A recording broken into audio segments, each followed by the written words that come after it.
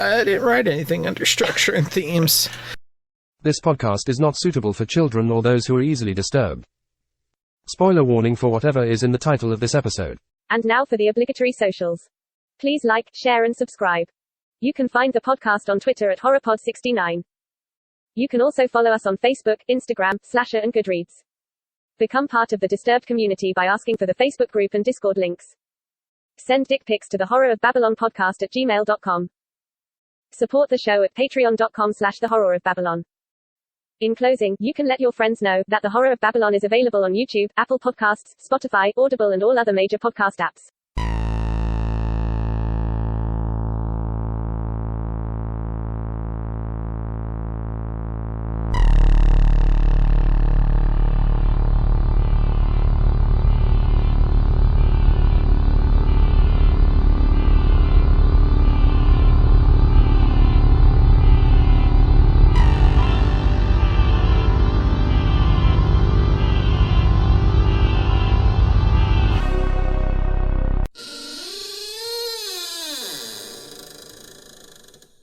Welcome to episode 3 of the Deadite-a-Thon, where we discuss Army of Darkness. I am Ryan, and with me as always is Daniel. Say hi, Daniel. Groovy.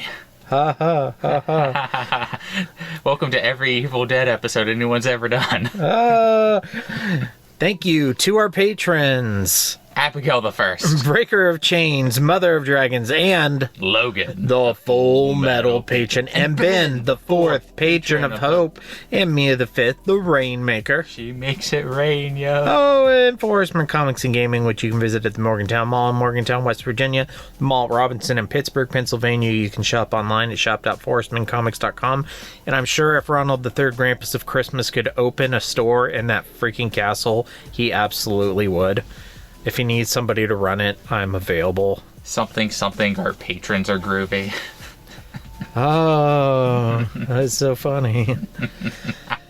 As I had said in previous episodes, I've never seen this movie before. So what is your history with Army of Darkness? Oh, my dad rented it a lot and let me watch it all the time.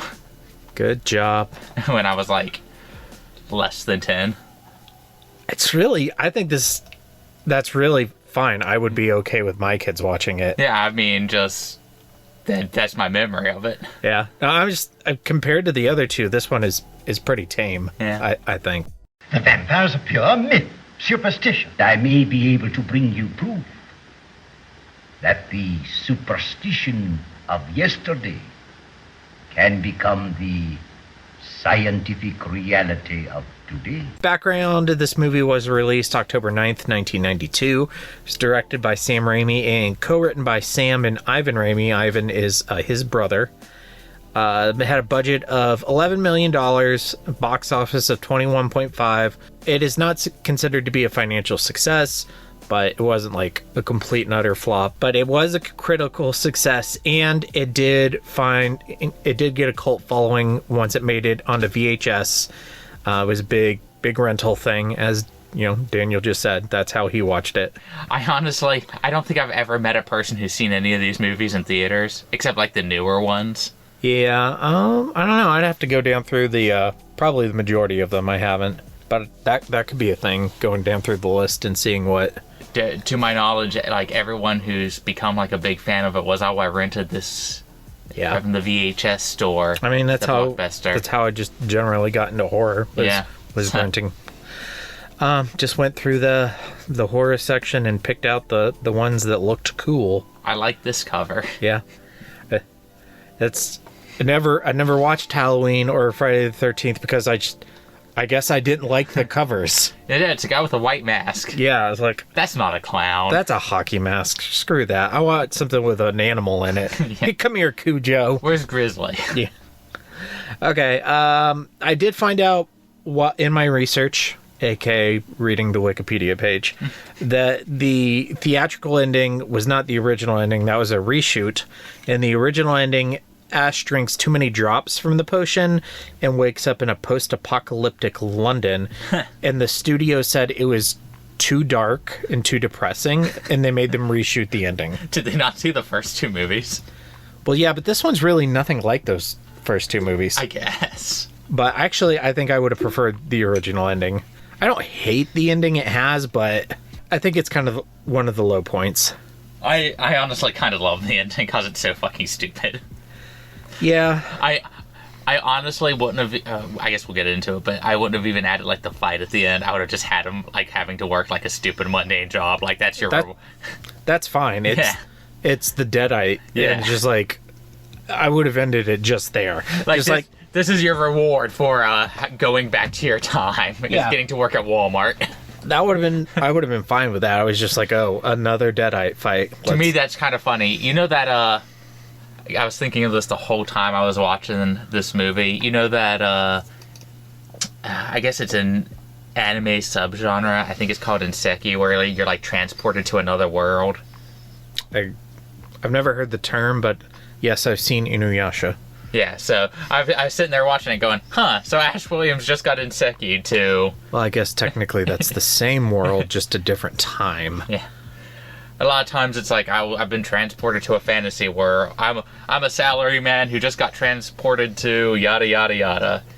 They're really big in light novels now for some reason. Oh. I can't think of an example with a salaryman. I've seen plenty of like high school or middle school kids. Like I Was Reincarnated as a Slime is one. I've never watched. He gets hit by a bus, and before he dies, he's like, "Delete my hard drive," and then he wakes up as a little slime, and then it shows his friend throwing his friend's computer into a bathtub. My rule with modern anime is if the title has more than 5 words, then I don't watch it. I have the opposite rule for hentai, but I haven't watched hentai in years. I just read it. Yeah. No, I haven't read hentai manga in years either. I'm like, if it doesn't have 20 plus words, not interested. Okay. You're missing out on the hentai manga classic, Mom Fuck. Yes, stepmother sin. Yeah. And that's that. Another story in the classic, infallible 3-act structure. Good enough for Aristotle, good enough for The Simpsons. Mr. Sislak, I have a feeling there's going to be one more act to this story. Well, I'm not hanging around for that. 4 acts. All right, structure and themes. I didn't write anything under structure and themes. This one is definitely has the most plot, for sure. I guess I just sort of did structure with getting transported to another world. I guess that's also sort of... Is that a theme, or is that's more of a genre? Yeah, I mean, it's kind of sort of timey-wimey. It's almost like a subversion of the hero's journey. Like, Ash Williams does not want to be the hero and keeps fucking up. Yeah. Like, it's... Oh, he's the chosen one. No, fuck you. I'm not the chosen one. Sorta. It has a story, which is more than I can say about the first two. The first two are... They go to the cabin. Oh, okay, here's a good time to talk. Why, every time they make a sequel, do they have to refilm the first movie? I think it became like a running gag, or they wanted it to be a running gag. Okay, I think it's annoying. So let's have our third different actress as Linda. Yeah, I honestly just think that they were like, well, we did it for the second movie, let's do it again. And if they at least had sort of a reason for this. That's the only explanation, because I didn't look it up. Yeah, I didn't look it up either. I didn't care enough. I just assumed, I'm like, I guess they're just going to they would have kept doing it if this would have been like a bigger hit, and they would have gotten a fourth one. I guess we can also talk about tone here. I would say that if I had seen this movie as a kid and then later in life watched The Evil Dead and Evil Dead 2, I may not have even known that they were in the same trilogy of movies. Yeah, that's what happened to me. Yeah. It feels like a completely different movie. It's a slapstick comedy. They even do the Three Stooges, like, they go to poke your eyes and go... Yeah. They do the whole shtick. The whole shtick. They're coming to get you, Barbara. Characters. Bruce Campbell returns as Ashley J. Williams, a.k.a. Ash, and also plays a second character, Evil Ash. I like that they just amped up him being a horn dog and a self-important asshole. I think that this movie has kind of helped me realize why I'm not 100% on board with the whole Ash Bruce Campbell thing. It's because in high school when they first came out and first started getting big, I always thought Chuck Norris jokes were the stupidest thing. Yeah. And he is basically just like, well, why can he do this? Because he's Ash. Because he's Chuck Norris. Like, and he has his boomstick. Why is he training the soldiers how to fight with halberds instead of them training him? Because he's Ash Williams. Because he's Chuck Norris and his beard will punch you out. Because he killed a Deadite, I guess. I don't know. They're like, well, we're obviously doing something wrong. He sort of transforms. Like in the first movie, he's just a guy who's like running around and trying to not die. And in the second movie, he like takes like a more aggressive role, but he's not exactly like a macho badass. Yeah. And now he's like this absurd macho badass. I have not watched the Die Hard movies, but I've seen the scene in The Office 1,000 times where Michael explains that in Die Hard 1, Bruce Willis is just a normal everyday New York cop, but by the time you get to Die Hard 4... He's like fighting like super terrorists and... It feels like that kind of that kind of transformation. It's sort of funny. I guess reluctant hero would be a good word to use, because he obviously doesn't want to be there except for the women, and that carries over to Ash vs. the Evil Dead, to the point where there's a scene in Ash vs. the Evil Dead where a Deadite goes, "Hey, if you just give me the book, we'll leave you the fuck alone," and he goes, "Oh." And he just gives it to him. And he drives away with his friends going, "Hey, at least we got out of that one." And his friends are all like, "Why'd you do that?" He doesn't care. Yeah, he just wanted to go to a cabin for the weekend, fuck his girlfriend, and get drunk. And these, like, zombie demons have been, like, harassing him for, like, 20 plus years. And all of a sudden, the demons just go, "Well, hey, if you just give us what we want and we'll leave you be." And is that how they end the show? No, that's just the end of season 1. Oh. And then they keep fucking with him. Or a different demon starts fucking with him. And he's like, "Ah, you motherfuckers!" He's like in Tahiti or some place, and he's like drinking and doing all sorts of crazy nonsense because he's being left alone. Okay. That's cool. Yeah. So I've got some other characters here written down, but... Do you have William? The Scot? I assumed he was Scottish. Duke Henry the Red? Yeah. Yeah. Is that him? Yeah. Yeah, I couldn't remember any of these people's names. I remembered Sheila, because Sheila is what they call... That's a nickname for women in Australia. So basically, like... I know, this probably wasn't the intent, but every time he called her Sheila, I thought he was just calling her girl. Hey, girl! Oh, it's like the opening of Shogun, when he keeps thinking the woman's name is this, but it just means woman. Oh, that'd be funny. Ian Abercrombie plays the wise man, and you may know Ian Abercrombie as one of the two best Sith Lords, Palpatine in the Clone Wars. Oh, what did you think about Sheila? She existed. She was the female character in this movie who gets... She didn't die. Like, this is like the first time that... No, the girl from the second one didn't die, right?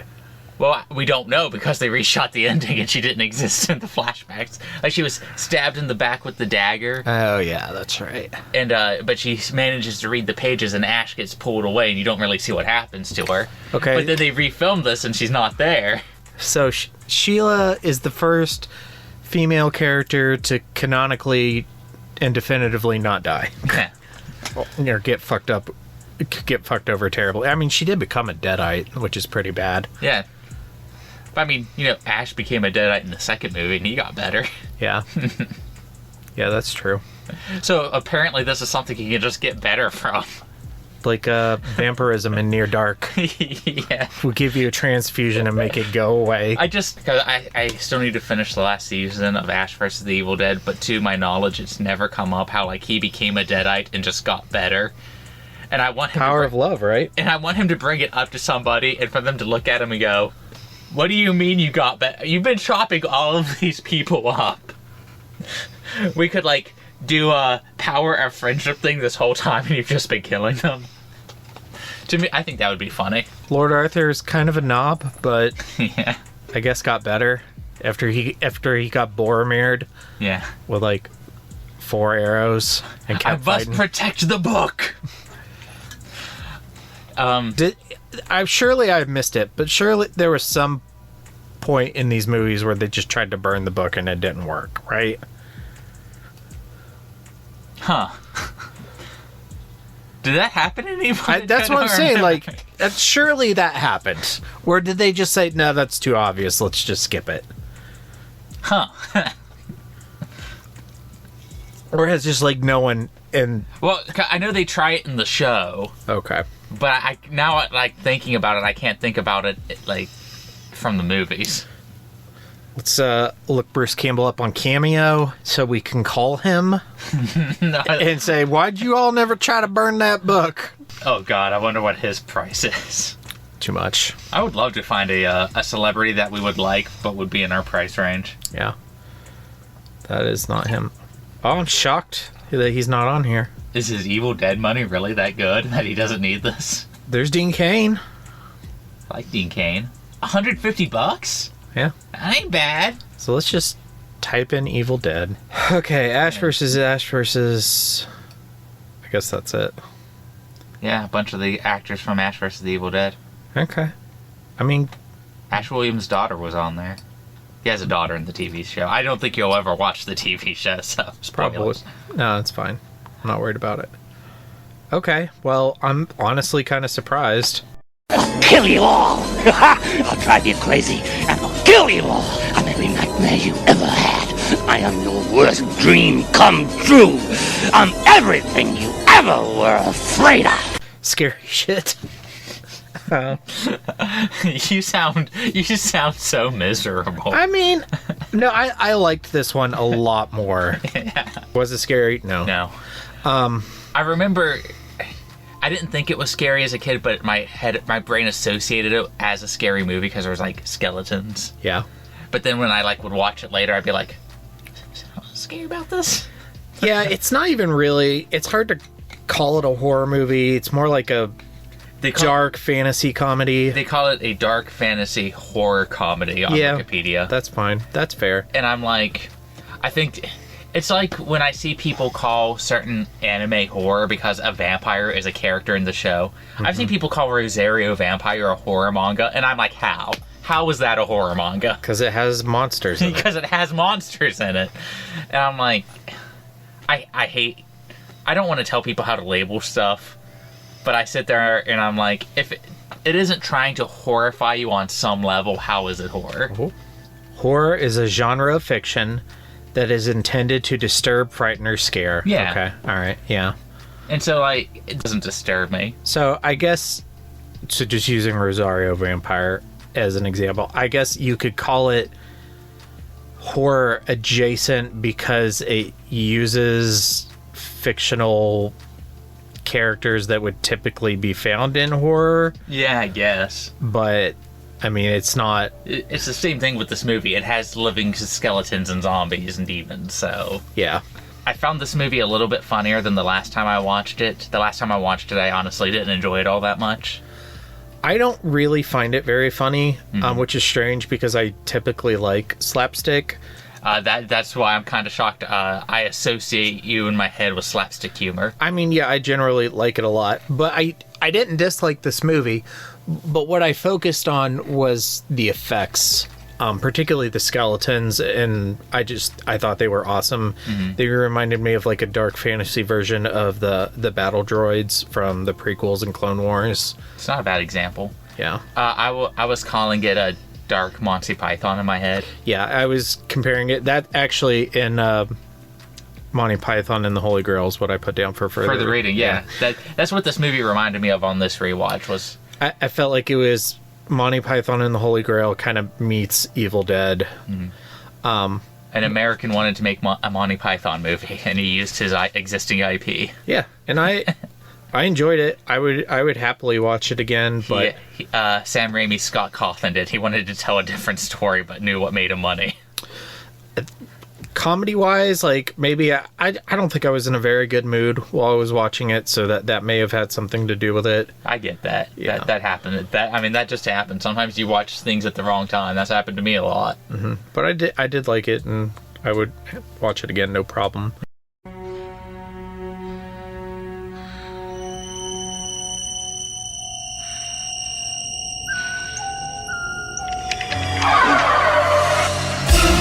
Kiss me, fat boy. So, Kiss Me Fat Boy, what do you think Ash said for his pillow talk to Sheila? Give me some sugar. Then where did it go from there? I just picture a lot of one-liners like that. Like, how much does a polar bear weigh, baby? Enough to break the ice. Shit like that. I think if you're already in bed with a woman, you don't need to say the polar bear line. Okay, so it'd be something like, I mean, I don't know. Does Ash talk dirty? I don't know. I feel like he's one of those guys who'd be talking about how good of a job he's doing. Actually, I picture the opposite. I picture, like, he's super macho, like, all the time, but then when you get him in bed, he's super submissive, and he gets, like, really vulnerable, and, like, he, like, cries for a while, and then he asks her to put something in his ass. Will you just watch the first 10 minutes of Ash vs. the Evil Dead, because it's a sex scene? Sure. It leads to a sex scene. Sure. He picks up a woman at a bar, so this is sort of funny. I'm kind of looking forward to Ryan watching the sex scene from the first episode of Ash vs. the Evil Dead with a random bar hookup, and then me casually going, yeah, it's sort of like me the first time I wore a jean jacket, and him to roll his eyes at me.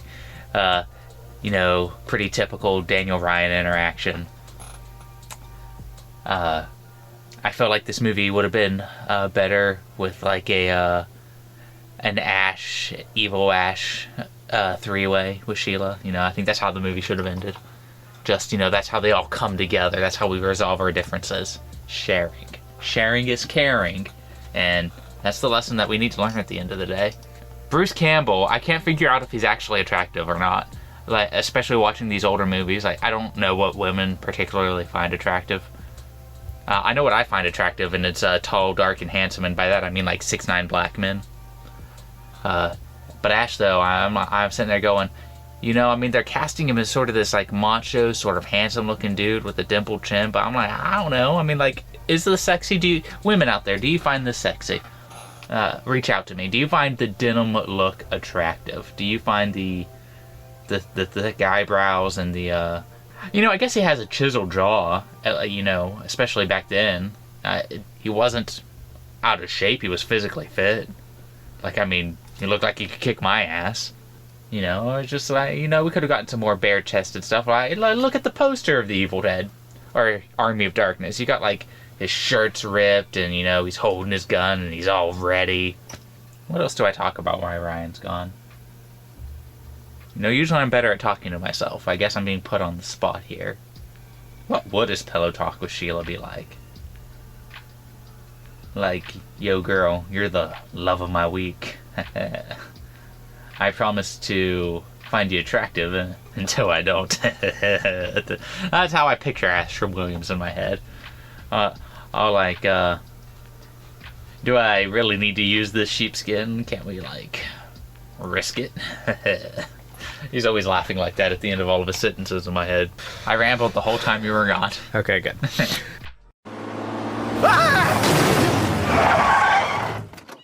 Oh my God, are you Stephen King? No, I'm Dean Koontz. Oh.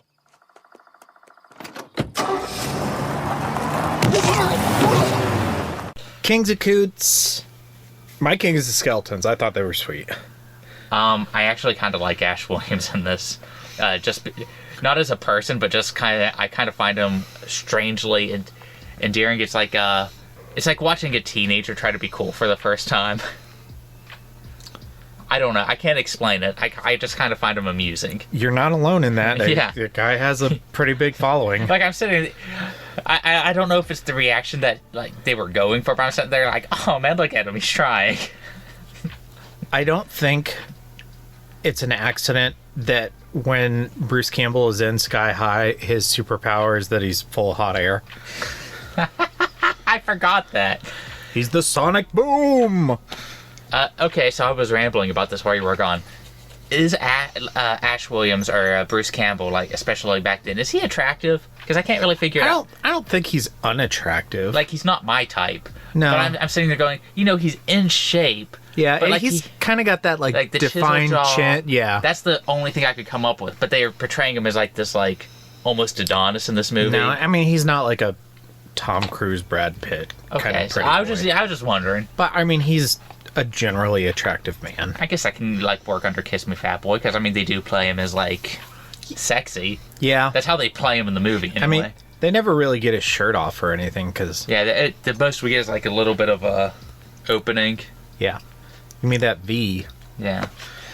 So, my Koontz, I'm not even really sure what my Koontz would be. You have a Koontz? That him and Luke Skywalker don't arm wrestle with their fake robot arms. Luke just has a hand. Yeah. Maybe he should wrestle Anakin. If I was gonna... Actually, I guess Ash only has a hand too, so yeah, Luke. Koontz-wise, I'd probably just go with... slapstick just really isn't my thing. The things that I found funny is when Ash was, like, sitting there and saying one-liners and trying to be cool. I find that kind of shit amusing. But when it came to, like, the long sequences of, like, the pokes and the prods... Yeah, I thought that the thing with, like, the mini Ashes and then when he swallows and it breaks apart and becomes evil Ash, like, that was really long and drawn out. And, yeah. And then also, like, I love the skeletons, but, like, where he falls over and he gets slapped, like, 100 times by the skeletons, kind of... Yeah. It got old. I guess if I have to pick a Koontz, I'll pick that they redid the beginning again. Although it occurred to me while we were talking, I think maybe they did that to get the car there, because... because they wanted the car. Yeah. They redo a lot of the ending, because... he shoots a Deadite at the end of Evil Dead 2. Mm-hmm. And then they all, like, they don't worship him, but they all, like, bow down in fealty to him. Oh, the one from the sky. And in this one, they're like... I'm Ash, and I'm a slave. Who the fuck is this guy? We should arrest him. Yeah. Which is probably how they would react. Yeah. Okay. Rankings. Again, for me, significant improvement over the last one, so it jumped up quite a few spots again. So Evil Dead 2, I had it number 69, and then Army of Darkness jumped up to number 31. So a pretty big jump. If I don't sound super enthused, I think it's just because I don't think there's a lot of obvious discourse here. Yeah, I guess you're either on board or you're not. Yeah, and it was fun. I liked it. I would watch it again. For me, you're just gonna have to go right back down to Reanimator, because I'm just gonna keep with this theme. Yeah, it's not as good as Reanimator. Yeah, I'm going to probably put this one right below Evil Dead 2. Okay, so that's your new number 19, above The Evil Dead and below Evil Dead 2. Yeah, and my general opinion of at least this trilogy is that Reanimator just does this concept better. No, I agree. You have Reanimator as your 17, and Reanimator is also my 17, which is like 15 spaces above where I put Army of Darkness. Yeah. So I completely agree. So, I don't know if that's necessarily a hot take, because Reanimator also seems to have a huge cult following and is super popular. So yeah. Yeah, I don't think too many people would be upset with that. Like super mad at that. So. Yeah. Who knows? Yeah, I can't read fandoms anymore. It's a Sheila battle. So that's it. Kyle's mom versus the kangaroo from Year of the Dragon. Cool. Hooray! Yeah, that's a good one. I like it. And I'll play the South Park theme in the background. I want to have ourselves a time. Kyle's mom's a big fat bitch. She's the biggest bitch in the whole... Never mind, we'll do that, yeah. She's a bitch in all the boys and games. For further reading, Monty Python and the Holy Grail, for sure. Yeah, that's the biggest one that came to mind watching this. And also Reanimator, but we've been saying that all along. Yeah. Yeah, cool. So, upcoming on the Horror of Babylon this Sunday is our next book episode, where we are reviewing Battle Royale by Koshun Takami. Hey, Daniel. What? Who do you have a crush on? Currently? Shu. Okay, well, just wait, because I'm going to ask you that every chapter. Every single chapter. Of course everybody likes the guy who plays guitar. And his name is Shoyu. Okay. I could. There's so many Japanese. There's like 42 named characters. There's more than 42. There's at least 43 because the bad guy. Yeah, they changed the bad guy's name in every adaptation.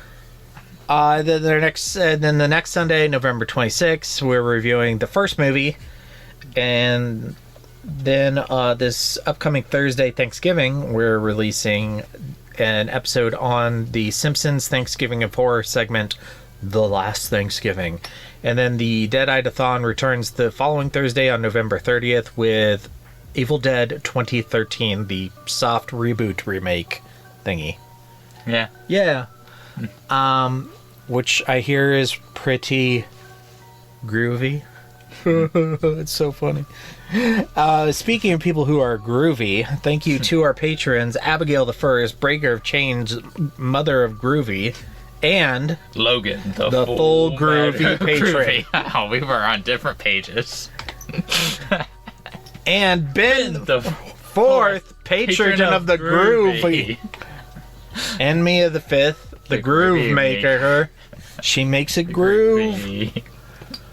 And for Horsemen Comics and Groovin', but you can groove on up to Morgantown, West Virginia, and go to the Morgantown Mall.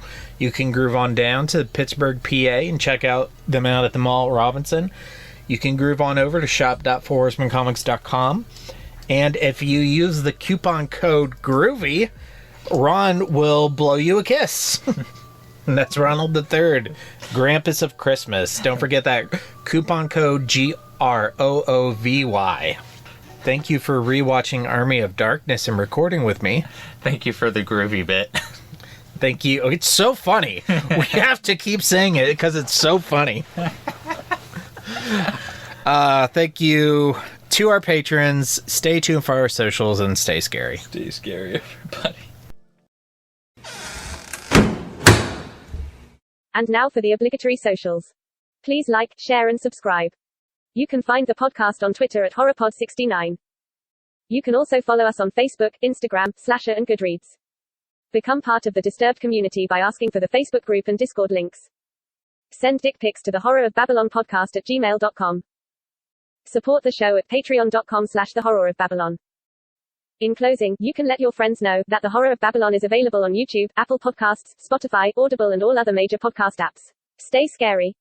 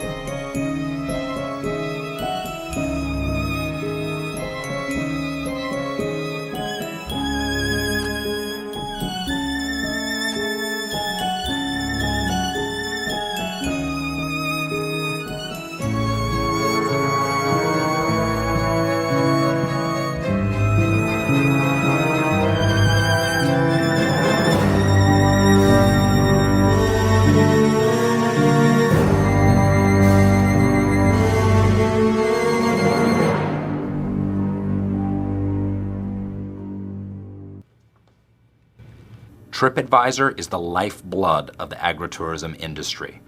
A couple of bad reviews there, you may as well close up shop. That's what took down the Stalk Inn, one of the cutest little asparagus farms you'll ever see.